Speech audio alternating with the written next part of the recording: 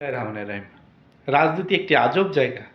এই তো যেই অলি আহমেদ জামায়াত ইসলামের সাথে বিএনপির সখ্য নিয়ে বিএনপি ছাড়লো, নতুন রাজনৈতিক দল গঠন করলো, সেই অলি আহমেদ এখন জামায়াত ইসলামের জোটে যোগ দিয়ে নির্বাচন করছে। আজ বিভিন্ন গণমাধ্যম, সোশ্যাল মিডিয়ায় একটি খবর প্রচার হচ্ছে, মাহমুদুর রহমান মান্নার নাগরিক ঐক্য নাকি জামায়াত ইসলামের সাথে আসন সমঝোতায় যাওয়ার সম্ভাবনা দেখা দিয়েছে। তাহলে কি এটাই রাজনীতি? বিএনপির কাছ থেকে কাঙ্ক্ষিত সুবিধা না পেয়ে শুধু কি ক্ষমতার জন্যই জামায়াত ইসলামের সাথে জোটে যাচ্ছে অথবা সমঝোতায় যাচ্ছে?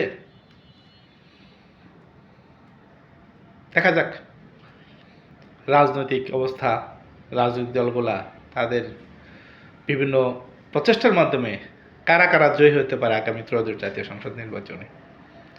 সকল প্রার্থীদের প্রতি শুভকামনা রইল। ধন্যবাদ সবাইকে।